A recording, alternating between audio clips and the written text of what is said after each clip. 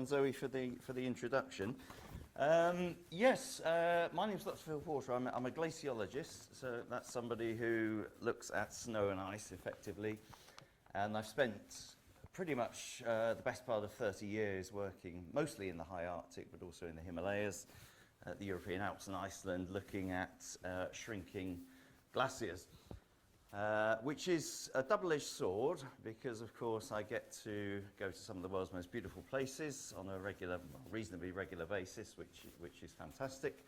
But with that comes a yearly snapshot, a yearly time lapse of just how quickly things are changing, which is very hard to ignore. So, hence referring to the climate change front line, because, of course, the Arctic is currently the most rapidly warming part of our planet, somewhere between 2 and 3 times the global average. Is this microphone all right, by the way? 'Cause it's a bit, yeah, that's great.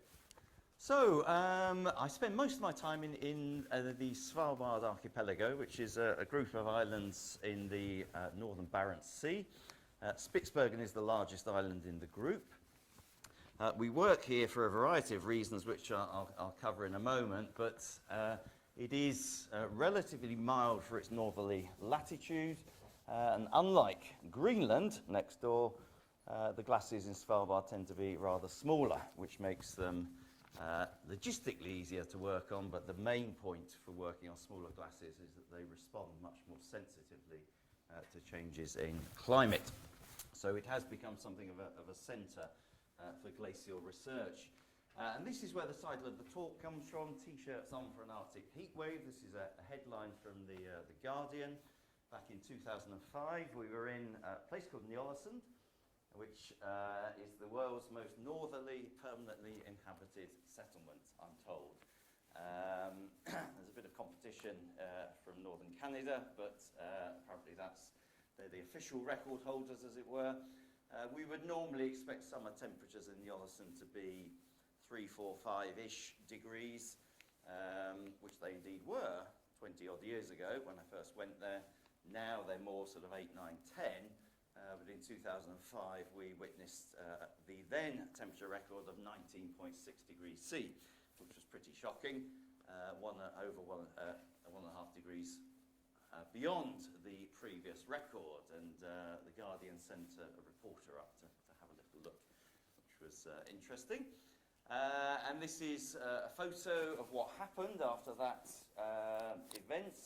Temperature was in the teens for several days, and then we hit 19.6. Glaciers obviously started to accelerate, melt rates increased, but in terms of the photography, there were some wonderful opportunities for heading out into the field on a boat and taking pictures of the icebergs, which were carving off in response to this warming and accelerated motion. And this is a fairly big iceberg by Spitsbergen standards. Obviously you get much bigger ones in Greenland, but certainly for the smaller glaciers in Spitsbergen, this is a bit of a whopper. And then last summer, that record was broken again, 21.7 degrees in Longyearbyen, which is the main settlement in Spitsbergen. So more than 2 degrees increase on that previous record. So things are warming up very quickly in the Arctic and indeed in the high Arctic, which is where we are in Svalbard. 78 to 79 degrees north is the latitude the group of islands spans. So we're a fairly northerly location. Now, why do glaciers matter? Well, as the Vice-Chancellor alluded to in the introduction, they are very sensitive indicators of climate change. You've probably heard the term canary in the coal mine mentioned with regards to glaciers, and that's quite a nice analogy. But small glaciers are particularly sensitive indicators of climate change. The smaller the glacier, the more rapidly it will respond. And one thing I'd like you to take away from today is the fact that glaciers don't just respond to temperature, they also respond to changes in precipitation. Because snowfall is, if you like, the food for glaciers, and glacial ice is nothing more complex than compressed snow. That's all it is, compressed snow. Snow falls, hopefully survives the summer melt season, it gets buried, that burial begins a slow compression process. So in this animation, what we've got, you use your imagination. My PowerPoint skills are a bit lacking here, but we've got snow falling at the top of the glacier, accumulating, piling up, beginning that slow transformation to glacial ice. The front may be advancing, it may be retreating, but the point here is that any change in accumulation, be it an increase or a decrease, will take time to feed through the system. No surprise we use the term glacial to describe things that go very slowly, and that is indeed appropriate. So as I'm sure you can imagine, the larger the glacier, the longer it's going to take to respond to either an increase in snow input or indeed a decrease. And that's why the glaciers of Spitsbergen, or Svalbard in particular, have become a focus for study. Unlike the big Greenland ones, they are smaller. Obviously that makes logistics easier, but from a scientific point of view, they are responding much more sensitively. So, other reasons glaciers are important, well, snow and ice is white, of course. That reflects incoming shortwave radiation effectively. Glaciers are important carbon stores. One mechanism of carbon sequestration is chemical weathering, which takes place at the base of the glacier. There are implications beyond the obvious sea level rise implications, discharge of cold fresh water, sediments, nutrients, impacts on marine ecosystems. Away from the Arctic, we do have snow and ice as a critical water resource for a substantial proportion of the world's population. You may have heard the term the water tower of Asia in reference to the Himalayas, for example. And closer to home in the European Alps, glacial water resource is very important. And finally, we often view the frozen Arctic as devoid of life. It's actually teeming with life, not just polar bears. Snow and ice, important habitats for many terrestrial and marine creatures. So not just polar bears, but creatures lower down the food chain, which are obviously very important. So what I do mostly, is glacier hydrology. That is all about trying to predict how much water comes from the front of a glacier and when, because that is critical if we are to forecast things like sea level rise or water resource availability in areas like the European Alps or the Himalayas. The problem we've got is we can't just get inside the glacier and have a little look. But inside that glacier is a complex network of pipes, tunnels, caverns, cavities, passageways. I always refer to it as a big Swiss cheese full of holes, yeah? And the water will be moving slowly. It may not even emerge from the glacier for many years. It's generated by melt. Energy inputs from the sun here may take a very long time to work its way through the system. But if we're to understand how glaciers are currently responding to warming and changes in precipitation and how they will respond, with particular reference to areas like the Himalayas, we've got to get inside this, what we refer to in the geosciences as a black box, a system about which we have very limited knowledge. So here is Ny-Ålesund, the 19.6 degrees C record holder until last summer. It is a very small settlement. It's a research base now. Ironically, somewhat given the climate change research going on there, it owes its existence to coal mining that used to take place from the early 20th century. I put this picture in for two reasons. Firstly, to show you Ny-Ålesund, but secondly, this photo was taken in early March. As I'm sure you're aware, the polar night ends in late February, so the sun has only just come up after the polar night, and yet look how little snow there is knocking around on the ground. So the Arctic is not just warming, it's becoming drier in winter in terms of snowfall, and it's becoming wetter in summer in terms of rainfall. And as I'm sure you can imagine, rain is really, really effective at melting glacial ice, and we are seeing a wetter, warmer Arctic.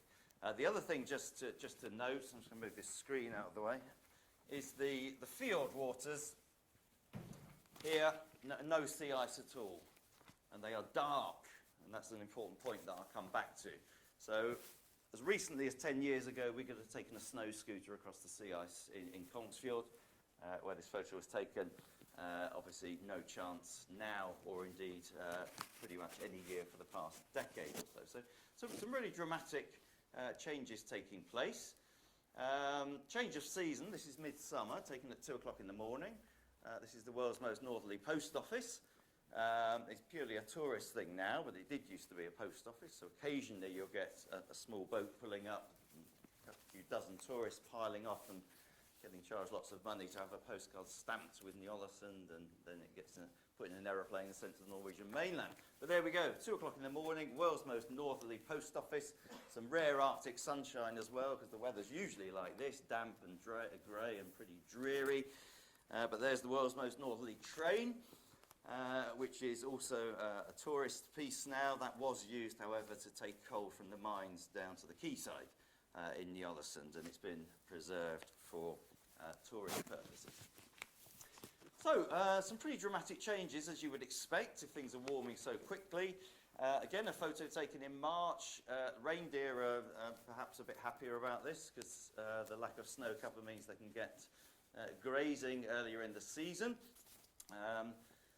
But going back to the hydrology side of things, how do we disentangle what's going on inside the glacier? And that's really the main focus for a lot of my research. Well, we can do techniques such as this. This is injecting a fluorescent tracer dye into a surface river on the glacier. I always have to say at this point, this looks like environmental vandalism in the pristine Arctic. It's not. This stuff biodegrades very rapidly, so please don't worry.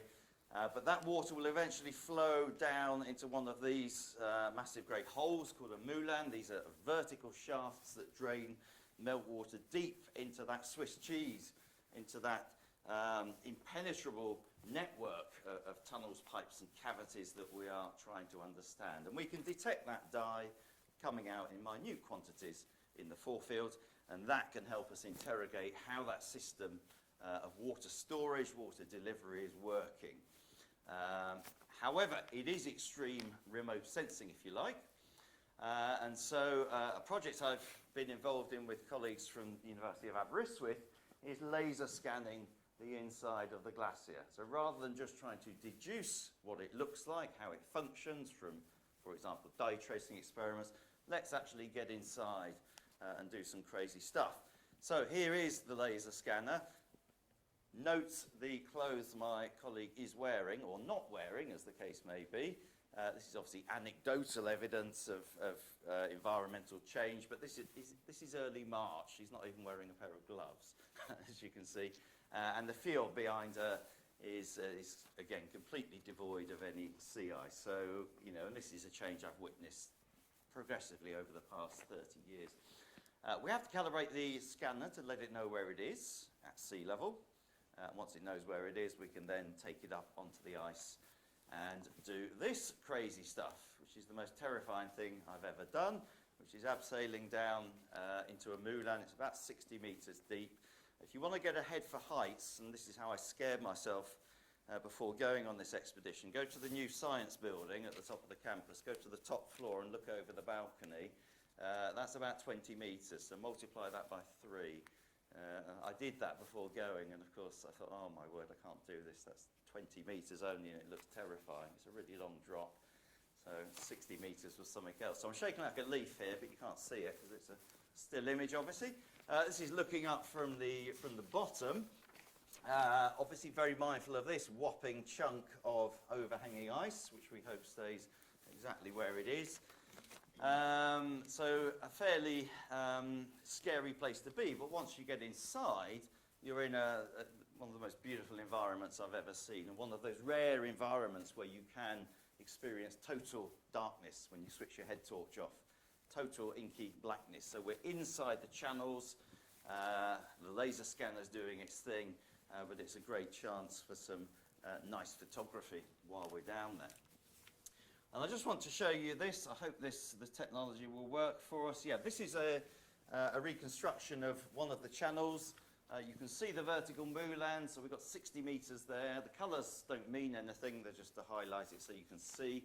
But this is the results of the laser scanning. So we're on the surface now.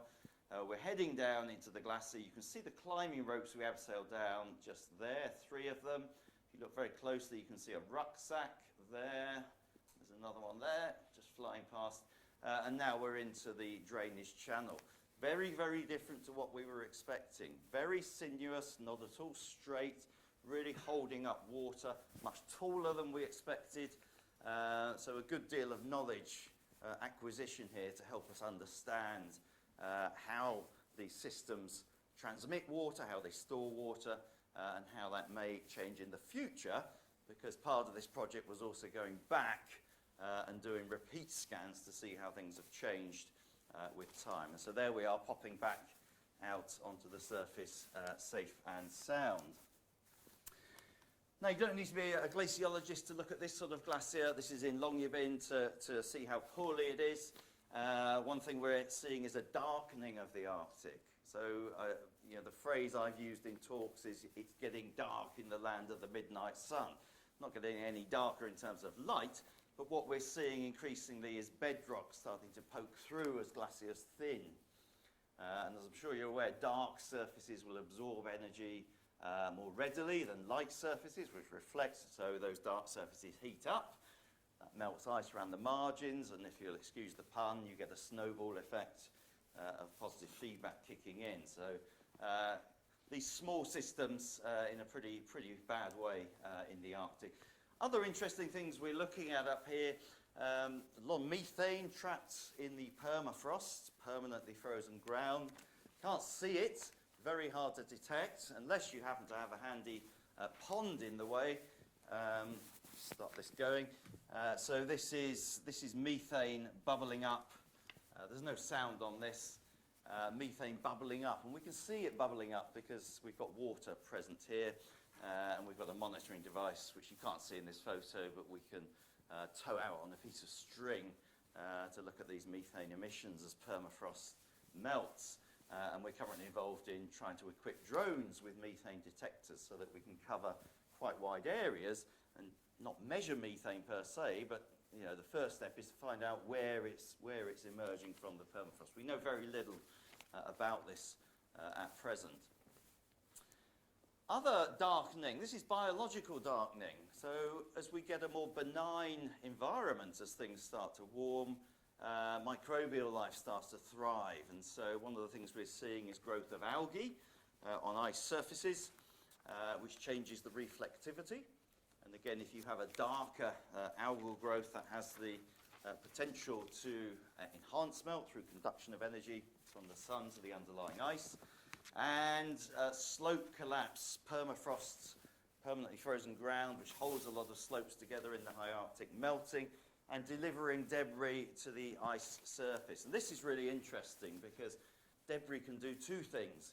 If it's thin, it will conduct heat energy through and accelerate underlying ice melt. However, if it's thick, it will act as an insulating blanket. So the role of debris is something we're really trying to get a handle on in terms of its ability to accelerate melt. And I can't do a talk about the Arctic without showing a polar bear, and I always disappoint people because in 30 years of working in the Arctic, I've only ever seen two, and one of them was last year, that's this one, from a distance through a telescope, and then the other one was 3 years earlier. I'm not as close as it seems, by the way. This is a very powerful zoom lens. Thankfully, both of these bears were well-fed male bears, so obviously not much of a threat, but it is a very real threat we have to contend with.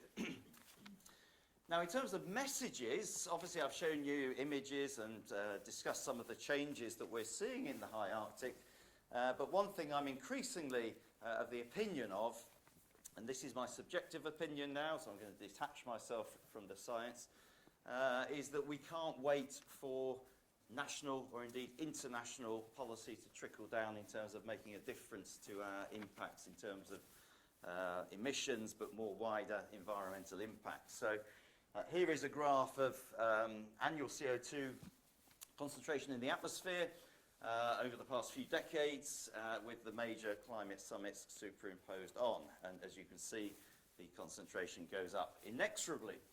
That's not to say that graph might not have been even steeper had it not been for those interventions and conferences, but clearly we're not seeing the reductions at the speed we need. And I think the time is over, really, to wait for those national and international policies to trickle down, which is why I think local actions and initiatives are so important, be it within our university here, be it within the council, wider county, sorry. You've seen this in the USA, for example, individual states not waiting for national initiatives, they're just getting on with it. And I really think that is the way forward for us as a collective of individuals, as a university, as a county, to really crack on. Because, you know, this really sums up my 30-year career, I guess, and the various public talks I've done over that period that, you know, for the first 10 to 15 years, climate change is not real. Nobody was really listening to what people like me were saying. Then we had, okay, it's happening, it's real, it's not caused by humans, or it's not being exacerbated by humans. And I think now we've reached the oops stage, where perhaps we need to think about doing something about it at last, 20, 30 years late maybe. And of course the challenge is to avoid the expletive which I've blanked out on the screen. Now, various of you may have been to various talks I've given over the past 3 weeks, so if you've seen this little thought experiment slide before, I apologise, but I think it's really important in terms of focusing our minds for the need for urgent action. We have 7.7 billion people on the planet, conservative estimate. I'm 50 years old, well I'm not, I'm a bit older, but I like to keep the maths simple. So, and we're about 1 to 1.1 degrees C above pre-industrial average temperatures. Now, if I make it to 80-ish, as I say, I'm a bit older, there'll be 9 billion people on the planet, conservative estimate on current projections, and I must emphasise that. All these scenarios I'm giving you are on current projections with current business as usual strategies. And we're looking at 1.5 to 2.5 degrees C of warming. Now, bear in mind the Paris Agreement's meant to limit warming to 1.5 by the end of the century. Okay? Now, we're a long way from achieving that, I think it's fair to say. But the point of this thought experiment, let's just go one more.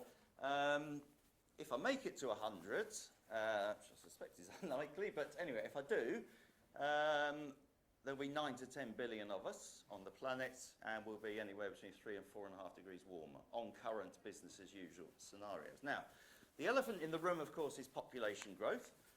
It takes a very brave politician to address that issue, that societal issue, and one thing I'm sure we can all agree on is that brave politicians are a fairly rare commodity, but it's a real issue, population growth. We could have a whole session on that.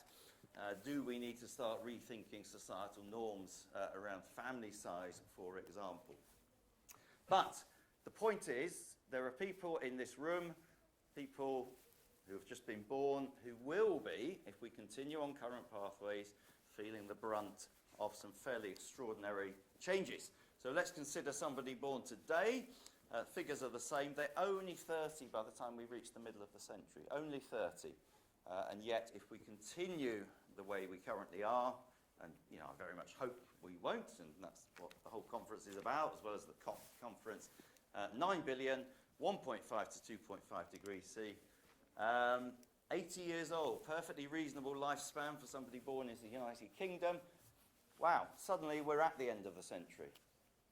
There's people alive today who, if we continue the way we are going to be witnessing what are catastrophic changes if we carry on as we are, and that obviously is the big issue. So I put this up not to depress, but actually to energise and to really illustrate the point that, you know, we are looking at end-of-century projections, models, conference commitments, etc. Seems like a long way away, but it's not. It is within our lifetimes, or our families' lifetimes, and so that really is, in my opinion, why we have to urgently start to act locally. We can't just sit around and wait for those international agreements. So I'll end there with a pretty picture from 79 degrees north, flying the university flag on my hoodie. And thank you very much. I've gone a bit over. I apologise, Zoe and Nana, but I'll throw open for any questions.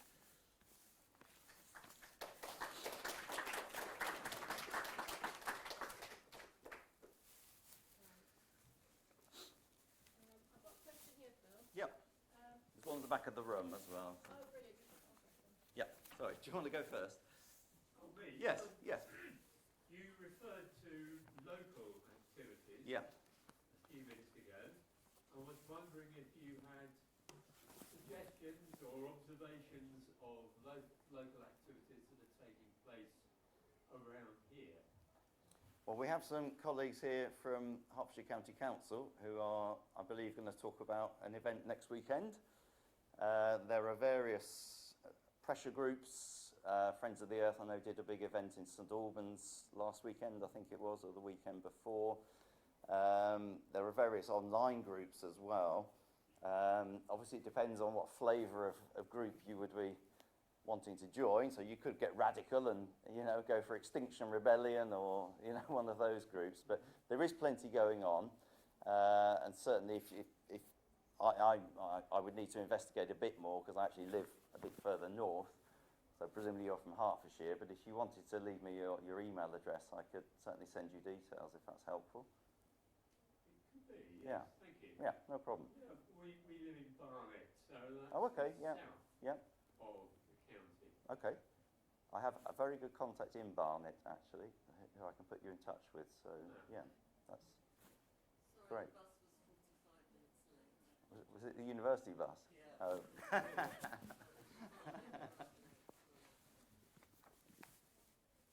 But drop me your email before you go, and I'll send you some details. Yeah. Sorry, Nana, you have one. Yeah, so there's a question, and it would be helpful if you could repeat the question for someone. Yep, that's fine, no problem. So, someone has asked, why is the temperature increasing exponentially disproportionately to the population growth? Globally or in the Arctic? I'm guessing globally. Yeah. Well, I can speak for the Arctic, and I will come back to global. So the question is, why are temperatures increasing exponentially when population growth is not? Although I'm not a demographer, so I don't know the actual mathematical form of population growth. One of the reasons the Arctic is warming so quickly, and bear in mind what goes on in the Arctic doesn't stay in the Arctic, it does affect us globally, is diminishing sea ice cover. So that's one of the key drivers. You've got this wonderful white umbrella at the top of the planet reflecting incoming shortwave radiation back. And of course, as you reduce the spatial extent of sea ice, you are exposing dark ocean surfaces. So just like wearing black clothing on a hot day, you're going to be absorbing energy, and so consequently those ocean waters warm, and that makes ice formation the following autumn, winter rather more difficult. So that's one reason why we're seeing, one of several reasons why we're seeing very rapid warming in the Arctic, which has global implications. I think global population growth and temperatures, one of the things we need to remember is that temperature increases often relate to historic emissions, and population growth is not the sole driver of CO2 emissions. So, you know, if you have massive population growth in a country that has low per capita emissions and low total emissions, it's not actually going to make that much difference to the global picture. Whereas if a Western nation, with the consumption that we've all been born into, has a population growth, then clearly the impact is going to be that much greater.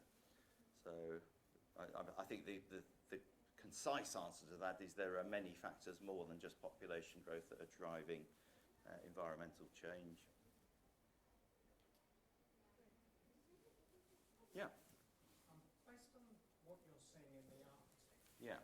do you have a sense of the kind of impact in the coming years that process will have in the Himalayas or the Alps or wherever? What sort of Yeah. I mean, the direct links between what's going on in the Arctic and the Himalayas are likely to be relatively limited. I'll stick with the Himalayas for now.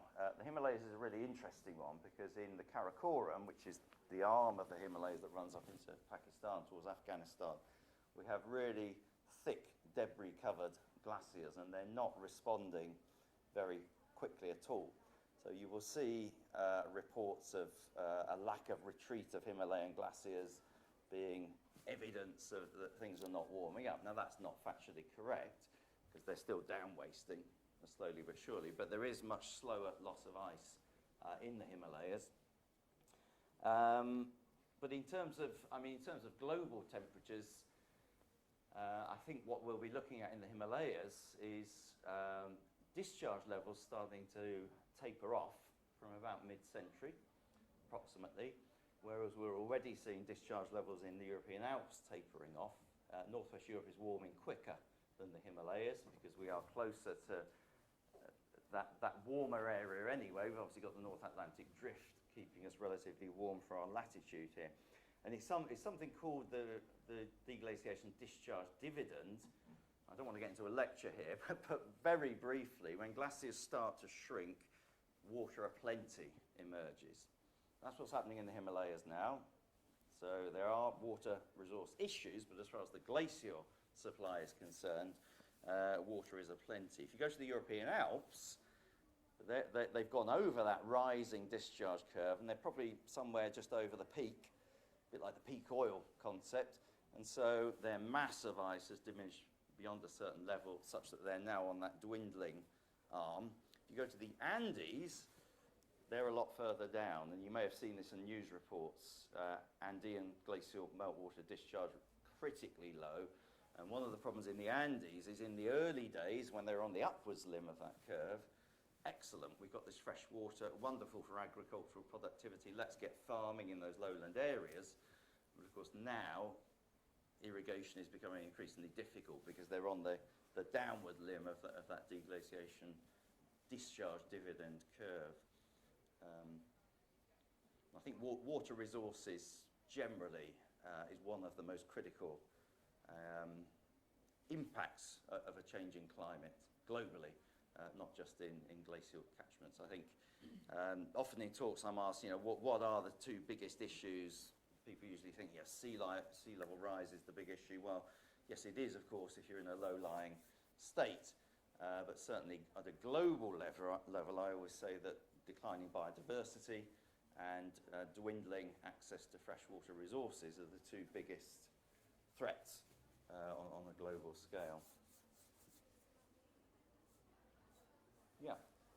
Is there any research or link to glacial melt from the milankovitch cycles over that? Yeah, no, absolutely. I mean, the milankovitch cycles are the main orbital, one of the main drivers of climate on Earth. These are changes in the Earth's orbit around the sun, which happen on a regular basis. When I say regular, the main driver, one of the key drivers of the great ice ages that we've seen over the past 2 to 3 million years is a change in the elliptical nature of the Earth's orbit around the sun, and it stretches and goes back to a near circular orbit on a 100,000 year basis. So if you're looking for the next ice age, you've got quite a while to wait. I can't give you an exact figure, but it will be somewhere in the 80,000 years range. So a bit too late for us, unfortunately. No, indeed. So. I do have another question. Yeah. Quick one. It relates to, I guess, the lag between changes in emissions now and what we see happening in the Arctic. Yep. So, even if emissions were to stop completely now, how long would it be before we started seeing that reflected in the ice now? Yeah, it's going to vary from system to system. It will vary according to the size of the glacier. There are lags in the system, of course, and as I'm sure you're aware, and this is not, I don't want this to come across as a negative, quite the opposite. If we were to cease emissions today, there are still lags built into the system, but of course the sooner you get to the place where we all need to get to, the sooner we're likely to see things returning to perhaps a more normal situation. I do think, we're not going to see, I've been asked this before, we're not going to see the glaciers in the Arctic or the Alps, or indeed the Himalayas, suddenly start to grow in our lifetimes. There's been too much negative mass loss, but it's all about trying to minimize the impacts and give us that time window within which to adapt. Because certainly, you know, as we head to mid-century onwards, the changes we're seeing in the Arctic, the Himalayas, etc., they will come to affect us all, whether we're in Britain, whether we're in the Maldives, whether we're in wherever. So, yeah. But that's not a reason not to do anything. No. As in to think, oh, well, you know, if we stop emissions today, it's still going to happen. You know, that's a really dangerous way to think.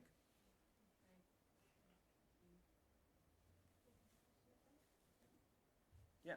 Is it now in a state that it affects itself? Okay, snowball effect. Yeah. There are. We have positive feedback in the geosciences. The sea ice example is one of those. You reduce the reflective sea ice cover. You expose dark oceans. That they warm up, obviously, because they're able to absorb shortwave energy and emit long-wave energy. And that makes the likelihood of ice formation less. And you may have heard talk about thresholds in climate change. Another example is, you know, we're seeing melting permafrost that releases methane. Methane is a potent greenhouse gas that induces further warming. But so yes, there are those sort of positive feedback mechanisms in all natural systems, but there are also great complexities. So it's, you know, it's not something we can just say, yes, sea ice is just going to keep going down, down, down, down, down, down, down. Methane release is going to keep going up, up, up, up, up. To give you an example, the melt of permafrost slopes that lands debris on the glacier, if it's thin debris, that will initiate positive feedback. It's thin, it conducts energy from the sun, it melts the underlying ice. However, if it's thick, it has the exact opposite effect. So it will insulate and it will actually retard melt. So yes, there are thresholds that are breached that trigger positive feedback mechanisms, but usually in natural systems there is some intervention which makes life a little bit more complex than the sort of fairly simple examples I've given you there. But you know, we could spend a whole lecture on thresholds and trip points and feedback mechanisms, but it's, as ever, the devil is in the detail. We do have one more question. I'll do the final one, if that's okay. Yep. So given the level of population growth and the shortage of water resources, can you see a future with societal collapse? Blimey, end of society. That's a toughie, isn't it? Only came to talk about glaciers.